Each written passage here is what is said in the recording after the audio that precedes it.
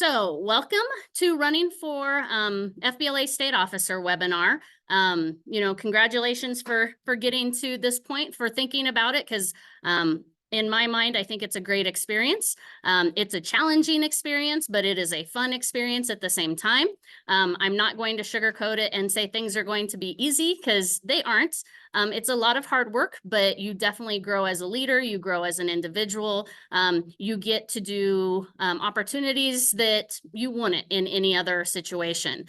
So to represent Colorado FBLA at the state level, I think is a huge accomplishment, but it's also a huge undertaking. So there's a lot that you're going to hear tonight in this little webinar, but we will go over it. And if you have any questions at the end, we'll go over that as well. So let's go ahead and get started.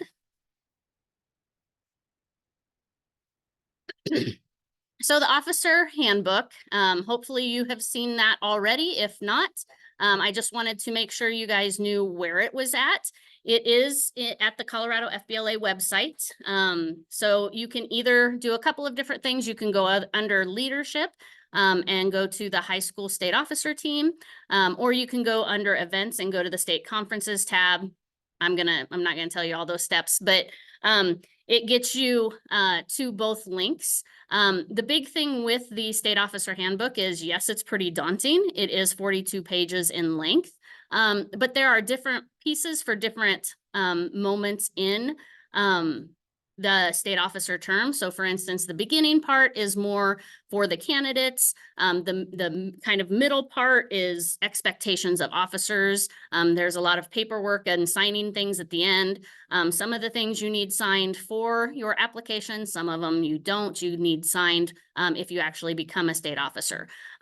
So don't be confused by the 42 pages. If you have a question, just reach out. I can help you find what you need to get to. So the qualifications, and again, these are stated in there, but I think they're pretty self-explanatory. One is you need to have taken or be enrolled in a Colorado CTE approved business course. As FBLA is a part of the business and marketing pathway, it's co-curricular, so we work through those business classes. And so we promote business education as much as we promote FBLA. 2.5 minimum GPA, I think that's fairly doable. Have completed 1 year of high school or have 1 full year remaining. So basically a current sophomore or junior. One of the reasons why we've done that is because we do want freshmen to have a full year under their belt of FBLA experience before they try to tackle being a state officer. So a lot of people have asked that question, why don't you let freshmen run? And that's really the reason. We want to let them have all the experiences before they try to undertake something that's a little bigger. You need to have held an elected or selected office in your local chapter, a district chapter, or any other CTSO. If you have questions on those, let me know. Local advisor approval. Obviously, you're gonna utilize your advisor a lot for support. And so you need to have their approval so that they're on board with you throughout your term. This one is new. You need to have completed the first 2 levels of the BAAs. So there is a piece on the application where you have to upload your certificates. The first 2 levels aren't that challenging or aren't that hard. Very knowledgeable about FBLA and then about you as a leader. So I think they're very they're things that are needed for our state leaders. Then be able to attend all mandatory state meetings, trainings, and events. We'll go over all the dates here in a second. There are a few dates that are TBA, and we'll kind of go over why in a second, but obviously there are very few times that we can get together as a state officer team. So we want to make sure that we have all of our state officers there when we do get together. We also have virtual meetings. The monthly membership meetings and other virtual meetings that we might have. We just need to make sure that you guys have reliable internet access, because again, when we're missing one person or when one person is blinking in and out, it's hard to conduct a full meeting. All right, so here's all the dates. I will just kind of go over them one at a time. May 2nd is our state officer meeting. This will be your very first meeting. A lot of people forget about this because it is so soon after state. So make sure you have that in your calendar as a tentative. So whether or not you are chosen, that it's there so you don't forget about it. This is also a date that your advisor needs to be there. So make sure it's in their calendar as well. The CTSO state officer training is June 10th through the 12th. And then right back to back with that is our FBLA state officer training. So the CTSO state officer training has all of the CTSOs. So FFA, HOSA, DECA, FCCLA, all of those guys are there. And there are different topics that we go over as a CTSO state officer group. But then the second half, we do a lot of our initial planning for FBLA. So those are huge dates. We put it all in 1 week just to get it out of the way. So this is just for state officers, so your advisor doesn't need to be there.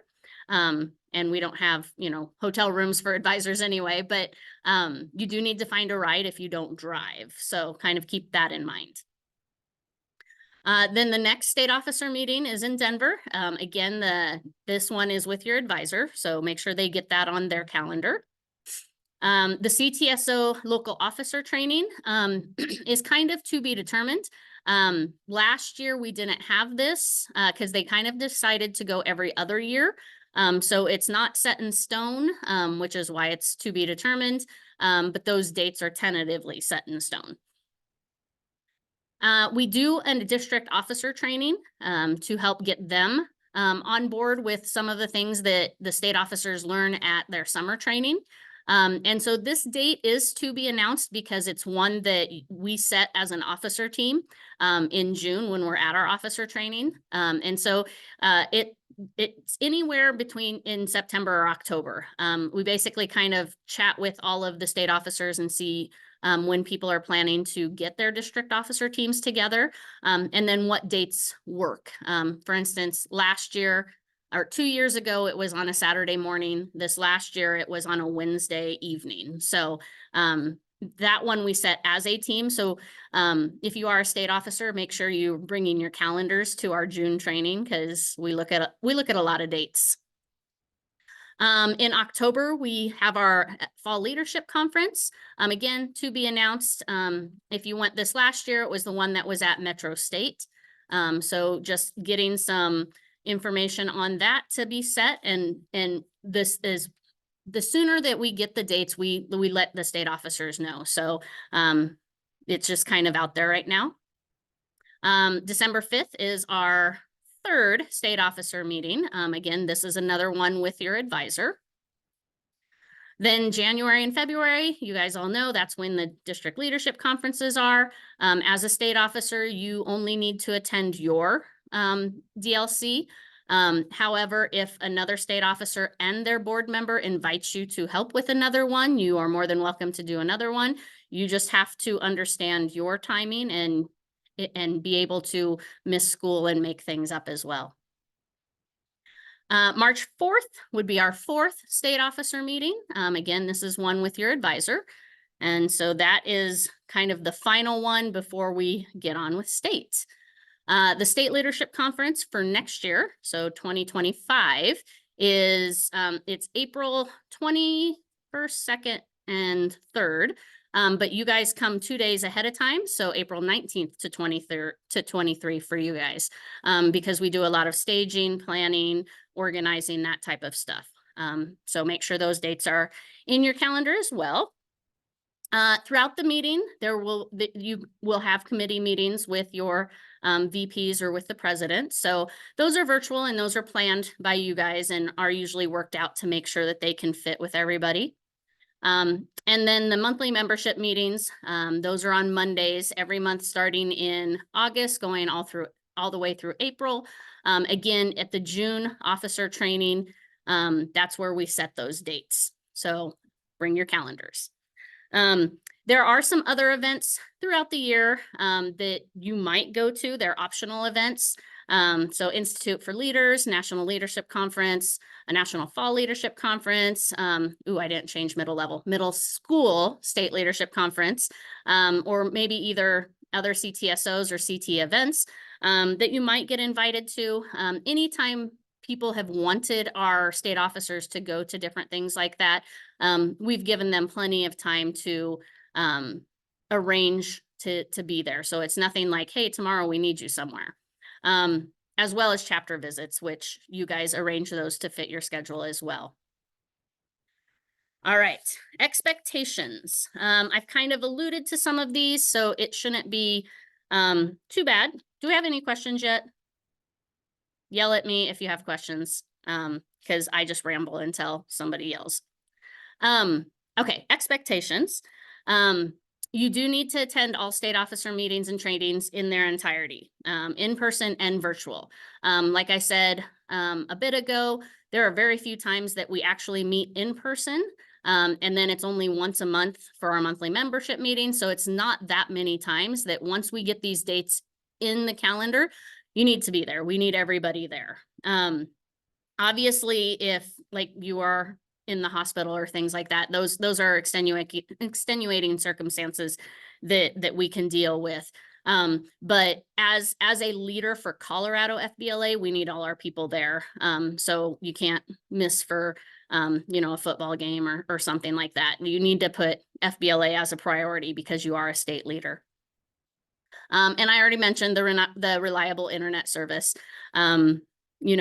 I usually stay at school because my internet's a little better here. And I know that's not everybody's not able to do that because you guys don't have keys to your school. So sorry. But if you have a neighbor that has some good Wi-Fi, or, if your teacher will allow you to stay, maybe they'll stay with you, whatever you can work out. Just try to find really good internet service, because it makes it hard to do our meetings when people are cutting off or dropping off the call or whatever. Throughout the term, you'll assist with communication to our members and to our advisors. So that anything that we talk about at our meetings or anything that we send out, you guys will reiterate that, whether it's in person to people or through emails. You need to complete your paperwork, officer reports, travel authorizations in a timely manner. Again, anytime that we give you tasks to do, Colorado FBLA, the organization, is waiting for things to be complete. And as student leaders, you guys are the ones that complete them. So this is it's run by the students. It's not necessarily that I'll be the one that is finishing it and doing it. It's our officers that do it. So having things done in a timely manner makes our organization look good. When it's not done in a timely manner, then that makes it hard for everybody. So we have due dates and they're out ahead of time. So it makes it easier for you guys to kind of follow along with that. We get to plan a lot of activities. There are activities that we do at the National Leadership Conference, the local officer training. Sorry for all the alphabet soup there. Those are just all acronyms, and you'll understand them eventually. But the local officer training, the Colorado Fall Leadership Conference, District Leadership Conference, State Leadership Conference, monthly membership meetings. Obviously, I don't have the district officer training on here. So there's all sorts of state activities that you guys work as a team to start planning. We'll help you start organizing things, but then you'll put together the events, the workshops, the different things that go on. You will complete tasks as assigned in your program of work. So if you have not looked at our program of work, it's split into 3 different sections: service, education, and progress. And so the VPs for our state officer team are kind of the leaders of each of those. And then officers are in committees with them to assign those. We are going to kind of change the way we do this year, but if you become a state officer, I'll tell you how that's changed. Complete additional tasks assigned by the state advisor and state officer team advisor.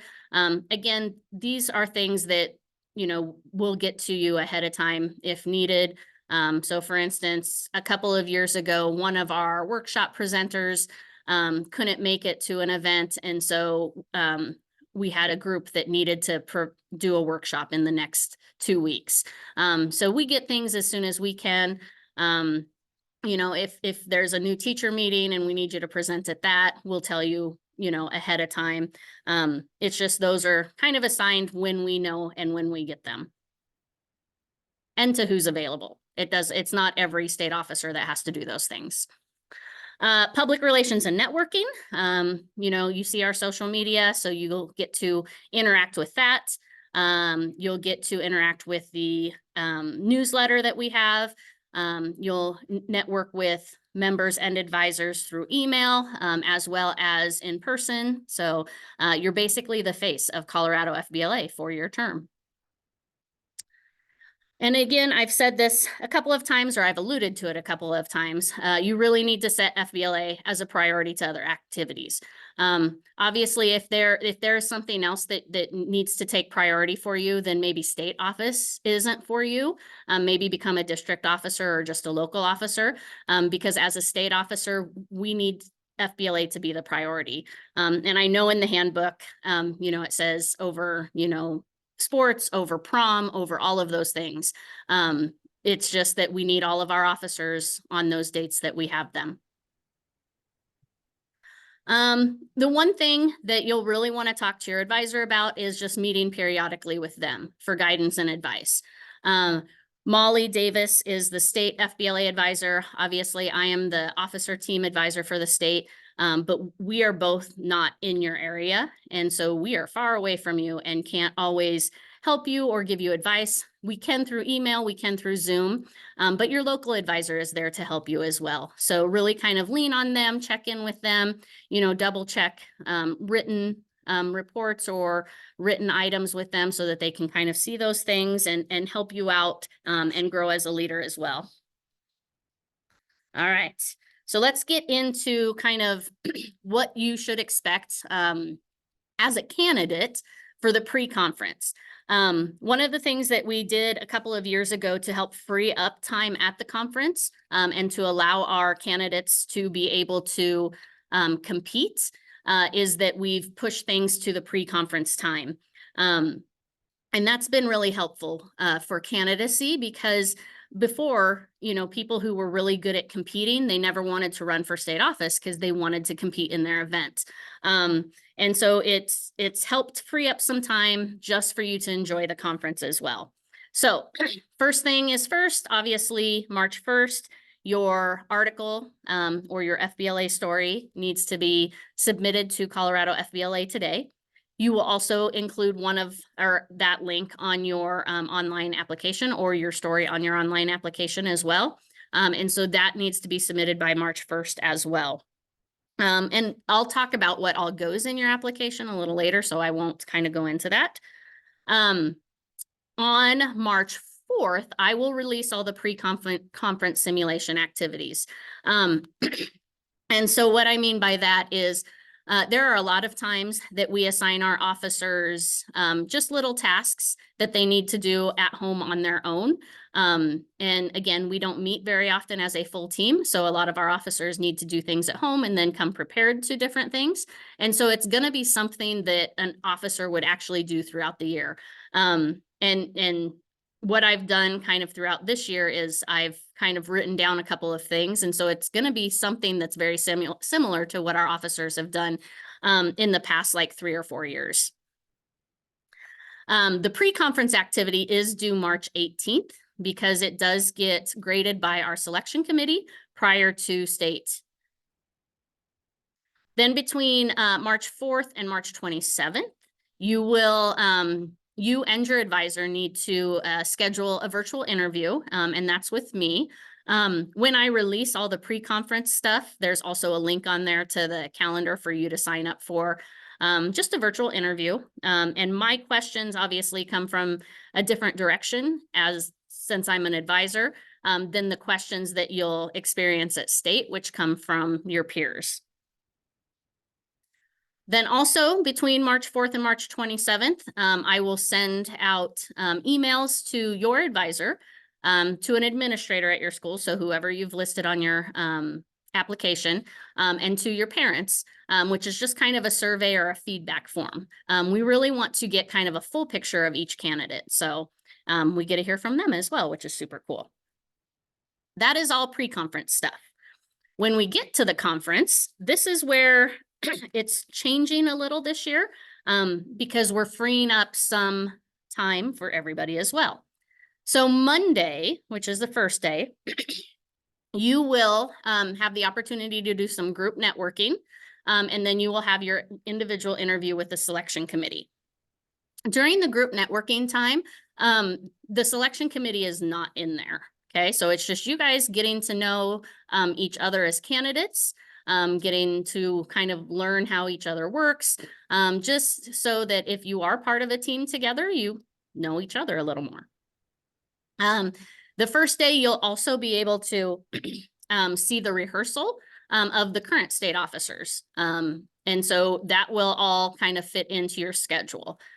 Don't freak out about these things, because once I get all of the candidates and I know what events you are in and different things like that, I schedule all of your other things around the things that I need you to be at. Okay, so you will have time. You won't have to like run out and go do a presentation really quickly. All of the candidates, all of the state officers normally are the first to present in all of the events, so that it frees up the rest of the time. The second day is going to be very similar. There's a group networking opportunity and interviews with the selection committee, and then a state officer knowledge test. The knowledge test is not like the intro to FBLA test. It's really about state officer stuff. So it's got information from the Colorado FBLA website. It's got information from the national website. It's got information about some of our partner programs. It's got information about the state that's in the state officer handbook. It's just a little bit of everything. Don't freak out about the state officer knowledge test. Obviously you want to prepare yourself as best you can. But it's not like if you fail it, you don't become an officer. Okay. It's just part of like the scoring. Then Wednesday is an early morning, because you get to come and practice with the production company. You do not know if you are selected until closing, until we do the installation. So everybody comes, all the candidates come to practice. So you'll come, we'll rehearse on stage, we'll show you what it looks like, how the transition goes, what the installation looks like. We'll run through all of that. And then the installation actually happens at the opening part of the awards session. Questions on either of those timelines? Pretty simple. All right, let's look at the application. Oh, okay, not all of my things got in there, but that's okay. The application is very normal for any application. Personal information is in there. Your social media handles are in there. The one-page resume. This one-page resume doesn't have to have like your contact information, because that is in the application. So you don't have to have like this heading that has your address and your email and all of that, because we already have that from the application. So if you need to make sure that you need more room, get rid of that stuff. Just put your name on it. The headshot picture is used in several different areas. So make sure it's one that you like. One, we use it for the candidates or for the selection committees to kind of see what you look like when they're grading some of the early stuff. But then we use it in our candidate guide. We use it on our website. We use it in social media because those really are the only pictures we have for a while until we take pictures at our May meeting. And so if it's a picture that you're okay with, and then you become an officer and all of a sudden it's blasted over all of our stuff, don't be shocked. Offices held, business classes taken, those are listed in there. Your advisor, parent, guardian, administrator information, your office preferences. This is unique to us because we do a selection and not an election. You get to list your preferences 1, 2, and 3. So if like your first choice is president, you list that top. If your second choice is VP of progress, you list that second. If your third choice is state officer for the district, you list that third. The selection process goes very similar to how you compete in our competitions. Everything that you do is ranked or rated by the selection committee. And then based off of your preferences and based off of your scores, that's how our officers are selected. There have been people who have been selected for offices that are not in their preferences. But in my interviews, I kind of talk about that because a lot of times candidates are scared to put president. But then they turn out to be probably the best candidate. And that's happened actually twice. That's happened twice in the past like 5 or 6 years where they didn't list president as any of their selections and then they got president. So that pops up often, and when we start to see stuff come in from the selection committee that has some high scores, that's when I usually talk about it with the candidates and just kind of see where they're at and if they're comfortable with that type of thing. Because if you're really not comfortable being a president, we don't want you to like stick you there. But if you don't list it, it doesn't mean you won't get it. And kind of the same with the VPs. We look at preferences, but then we also look at your strengths. The article, by March 1st, the 2-minute FBLA video, your BAA certificates for those first 2 levels, the candidate agreement, policies, procedures, code of conduct, photo release, transcripts and letter of rec all go in that application. So like I said, there's a lot of forms that need to be signed and those are physical signatures. Like you can't just type them in. We want the actual signature just for our records. But then there's some things that you need to kind of put together before you get on there as well. Questions about the application? All right. So the pre-conference tasks, I've alluded to it a couple of times.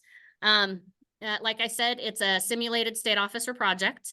I'll assign it March 4th. It'll be due March 18th. So that gives you a 2-week window to get that done. Plenty of time. It's nothing that's going to take you, tons and tons of time. But I can tell you as a potential state officer, you don't just want to complete it, rush through it and get it turned in. You want to complete it. You want to get some feedback on it from your advisor, get some feedback on it, maybe from a couple other members in your chapter, because you want to turn in your best stuff. So make sure you plan that time well as you get that done and turned in. The virtual interviews with me. Again, you'll be able to assign the time that fits best for you. And the times that I have on the calendar are all over the place. Obviously, I teach as well. And so I have some during my planning period. I have some during lunches. I have some, before school, after school. I have some in the evening for people who have sports practices. I had some on Saturday mornings. I had some on Sunday afternoons. So like the time, we'll fit a time that fits you over that. I think that's a 3-week period. You'll find a time, so don't freak out about that. Your advisor will get to do the same thing, sign up for their time. These interviews are scheduled for 15 minutes. So they could go a little longer. I don't know if they do, but a normal one, an average time for an interview has been about 10 to 15 minutes. So they're not super long. For that test, the knowledge test, remember to review your officer handbook, the Colorado FBLA website and the FBLA website. Just makes everything handy. The networking opportunities for with the other candidates. We have 2 monthly membership meetings left. We have one on February 26th and one on March 18th. So at the end of both of those meetings, we are setting aside some time for just candidates to ask the state officers questions, to meet each other, to chat with each other, just to get to know each other and to have that networking time. Those are not mandatory. Are they helpful? Yes. I think the more you get to know people and the more you get to network with people, the more connected you get as a team once you become a team. But I'm not like taking attendance at those. So none of us are. It's just a great opportunity. And then, like I said, at state, there are some networking opportunities as well. Again, they are not mandatory at state, but I think they are good times to learn about the people that you might be working with. All right, so what's this selection committee that I keep talking about? Every single district gets to choose one member to be on this selection committee, and they are the ones that are basically choosing our new set of state officers. And there are years that some districts don't have a member of this committee. So we try to make sure and find enough time to get a representative from every district, but there are sometimes that there aren't any volunteers from a district. And that's unfortunate because they don't get represented, but we can't, like, I can't go pluck people out of their schools, I guess. So we will have as many as I can get, and those are due to me at the end of this month. So if you know somebody who's interested, you know, have them fill out the application, because we love to get everybody there that can help with this process. But the things that they will do is they are actually going to review your application. So they're going to look over your resume, they're going to look over your article, they're going to look over your YouTube video. One of the things somebody has asked me about about the video before is, do I have to be on the camera? You know, can I add graphics? Can I edit it? Yeah, and that kind of stuff. Yes, you can. But part of this video that they are kind of grading you on or ranking you on is your ability to speak. And so if you're not speaking on the camera in the video, they can't give you a score for that. So make sure that you're on the camera at some point in time, but you are more than welcome to add graphics in the background, or you know, you can do like a voiceover, some graphics and things like that. But your presence also needs to be seen at some point in time as well, because that's one of the things that's on their rubric. The other things that they will look over is the pre-conference task, and then the interviews at state. And so again, like I said, they have rubrics just like all of our events have rubrics, and they look at all of those in details and submit their scores. Things that are reviewed by the Colorado FBLA staff is the interviews.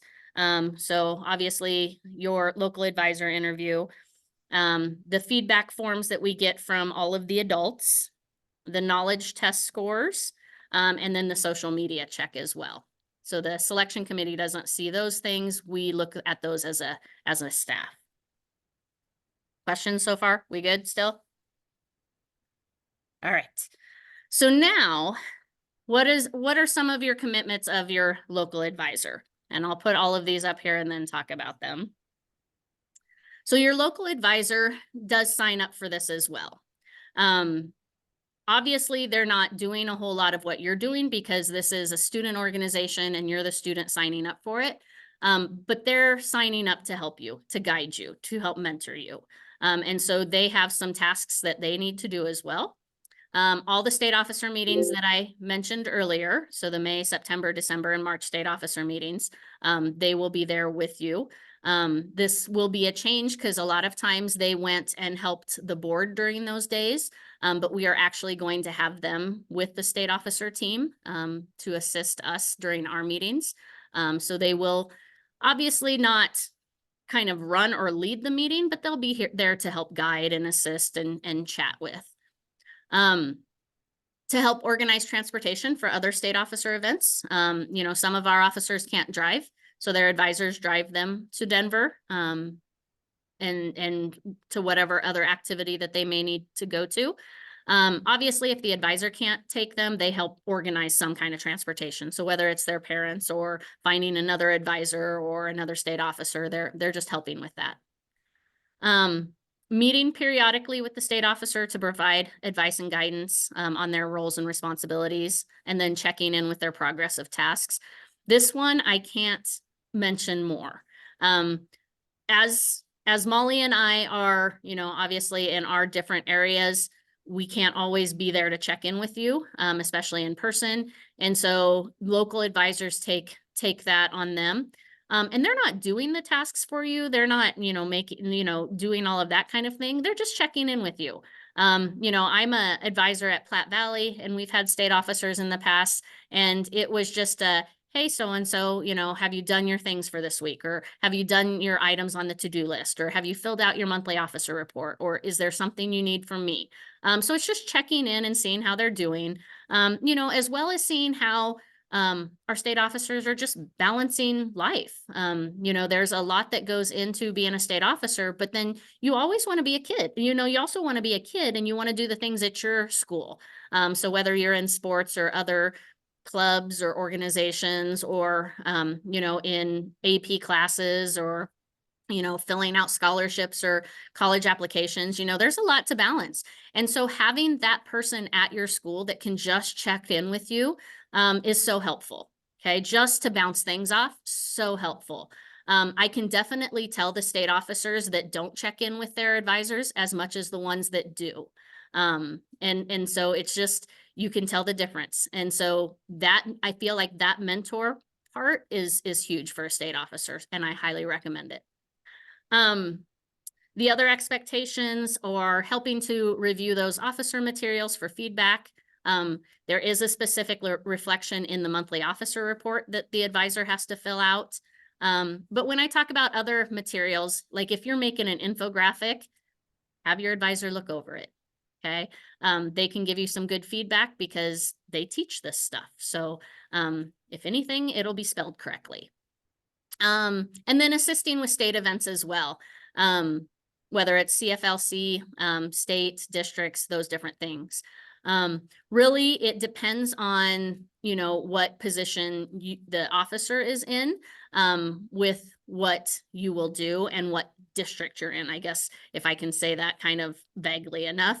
But I'll give you an example. Obviously, if there's a state officer for the district, you help the board member host the district leadership conference. And so a majority of your time will focus on that, but every district is different. So what the board member does, what the officer does, and what the local advisor does is different for every district. So I can't go into details, but you may be in charge of, your advisor may be in charge of helping with judges or helping with scheduling events into rooms. It just depends on the district and things like that. Whereas if you're a VP, there's not as many things around districts that you're going to do, but you're helping your VP with their program of work. And again, not doing it, just checking in to make sure that things are assigned and different things like that. All right, that was a lot. I feel like I've talked a lot. And there is a lot that goes into this, and it seems daunting. Again, by a 42-page handbook, it is, but being a state officer, that's a huge responsibility. It's you're representing Colorado FBLA, which is an organization that has over 6,000 members. And so it is a lot because we want to make sure that we're serving our members throughout that year. So even though it is a great deal of hard work, I think it's very beneficial. I think it brings great opportunities for learning and growing. I love every single year because when I see the state officers in May, and then see them transform throughout the year and they come out on stage, the growth from who they are in May to that next April is huge. To see them on stage at state, it's such a big jump of learning and growing and everything. Obviously in May, we don't expect everybody to be, perfect. That's why we have trainings. That's why we learn throughout the year. That's why we sometimes have to be resilient and adjust and change things. But that's part of being a human. I mean, everybody has to do that in life. You're never going to stop changing and growing and things like that. So that's kind of, a great opportunity as a state officer to do that. Your ability to network with others in other areas, whether it's throughout Colorado or throughout the country, it's great because you have this organization of FBLA that brings you together. And then you get to meet them for other reasons as well. So in my mind, I think the rewards outweigh the workload. I saw we have a chat, so let me pull that up. Gabe says it's also an amazing experience. So again, I can't speak highly of it. But I'm not going to sugarcoat it. It's hard work. It is a lot of work. And that's how it is. So that is, I can't highlight that as much. I did have some frequently asked questions that people have asked in the past. And so I will kind of go through those just to cover those in case you guys have those questions. So one, what do you cover in the 2-minute video? That is totally up to you. You're going to be promoting FBLA in some way or another. So talk about something you're passionate about. Talk about something that you're experienced with. So whether it's your personal story, whether it's promoting, you know, some national programs that you love to do, whether you just want to talk about where you want to see Colorado FBLA, where you want to see some competitions or community service or whatever. It's whatever you want to talk about with FBLA. Where do you want to make an impact? So it's your choice. Okay, totally up to you.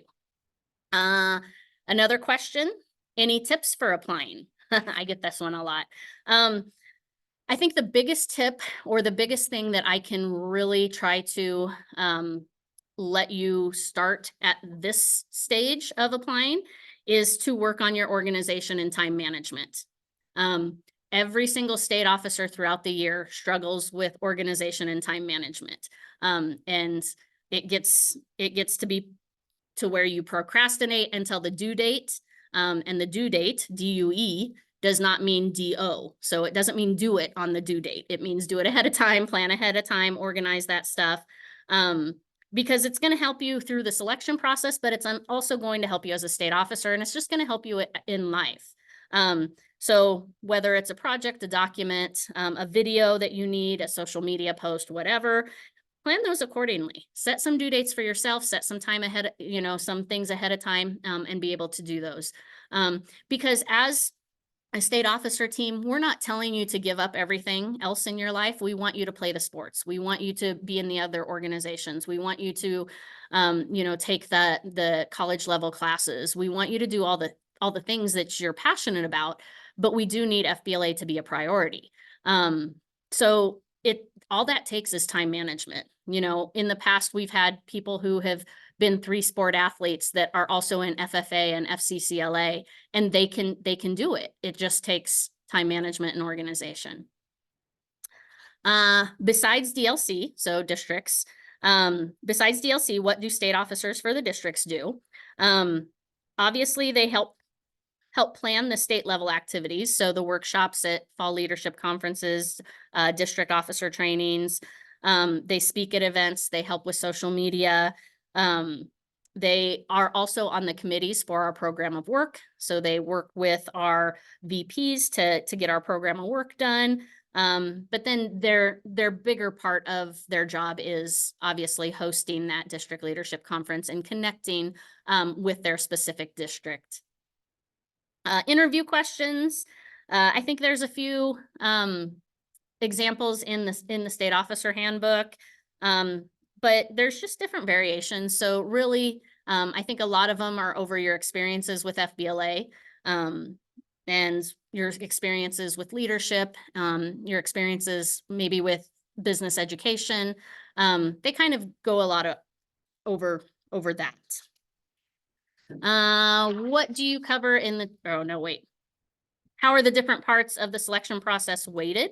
And that is a great question because like I said, we do kind of a rubric for every little part. And so your application materials are about 25%. The pre-conference activities are about 25%. The interviews are 35%.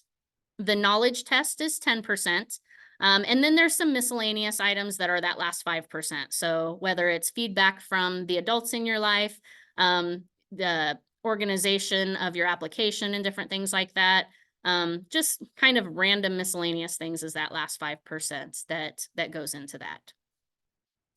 And then can a candidate still compete in the event they qualified for from districts? Absolutely.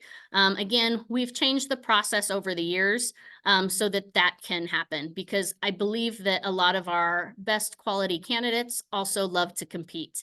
And we love that. And so once I get all the applicants or candidates, that first email I send out, I ask you what event you're in so that we can set your time, if it's a live event, aside. Obviously, if it's a testing event, I can have you test whenever, because I can have my helpers just test you at a different time if you're busy. But we try to arrange everything outside of what you're doing for the state officer stuff. So that makes it a little easier. Are there any other questions while I have my frequently asked questions up? Because I'm winding down towards the end. All right. If you do have questions, obviously there are several people who can help you out. Again, Molly Davis, I don't know if she's jumped on yet, but she is the FBLA State Advisor. I will in the chat put in all of this information for everybody. So hang tight, everybody in the meeting.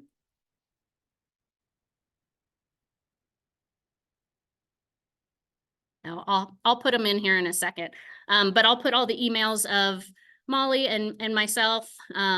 We can answer questions if you want to specifically ask any of the state officers. Their emails will be in there as well. I'll have some other links in there as well. I do have snap codes for some of the officers up on the screen. If you want to get a snap of that or a picture of that, you can do that as well.